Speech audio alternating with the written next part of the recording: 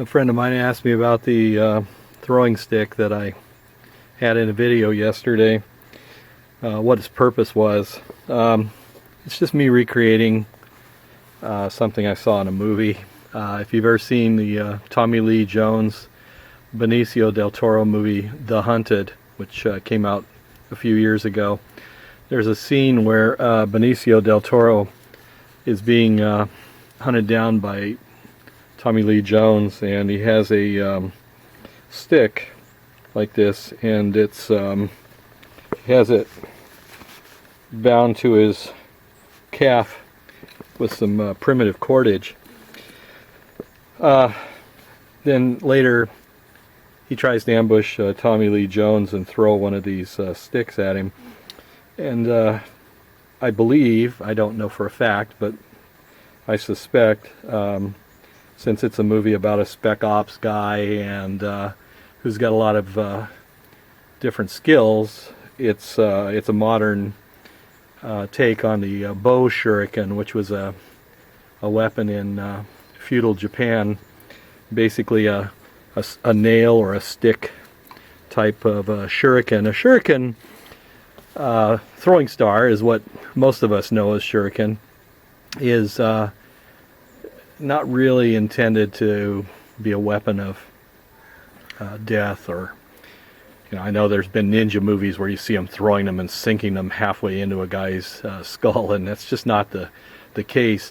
A shuriken was used basically as a distraction, or a device for trying to dissuade someone from chasing you. So you would throw it and maybe stick them and injure them, or distract them long enough that you could move to some other location or behind cover where they wouldn't be sure where you were at. It was a diversionary tool, really not meant to be life-threatening or highly injurious, but it could be. If you got it into an eye socket, it almost certainly could do some real bad harm.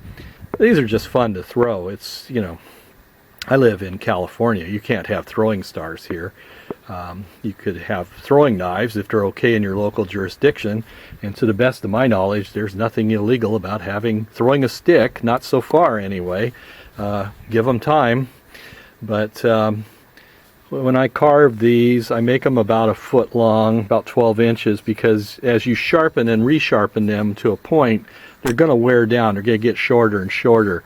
And so you don't want to start with a 8-inch throwing stick, because in no time at all it's going to be worn down to nothing. The other thing too is in a sear situation, survive, escape, resist, evade, something like this is also a dagger, a defensive tool. You could apply this to jabs to the throat, to the temple, eye socket. It could be a defensive weapon in a hand, and effective if you had nothing else. If you were military or civilian and fleeing from some pursuers. But yeah, just basically just throwing sticks. Basically, I guess you could call them a frontier shuriken. Did the Indians, Native Americans, have anything like this? I don't know. I've seen an Apache star. I've made an Apache star, which is basically notched and wed together, and a pin between them, and then cordage wrapped. So you make a field expedient throwing star. But these are just basically a throwing stick. So let's try a couple throws, see what happens.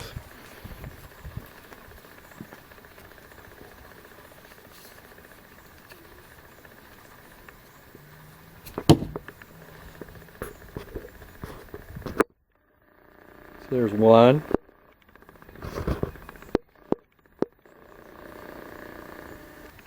Try another throw here.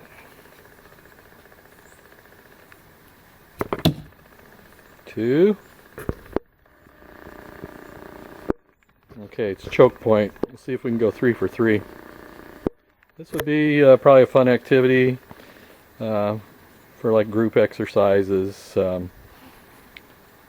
So let's try it again. I'm going to pick a sharper point. And they all came out. But you get the idea. So anyway, yeah. Frontier Shuriken, for lack of a better name. If you get a chance, watch that movie with Tommy Lee Jones and Benicio del Toro, The Hunted. It's got some pretty graphic scenes, but it also has some interesting information in it about tracking, man tracking. Tom Brown Jr. was a advisor on that film, and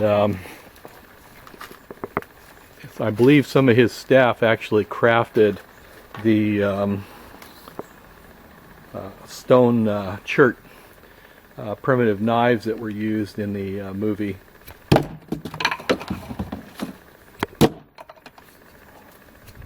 Well, I sucked that time.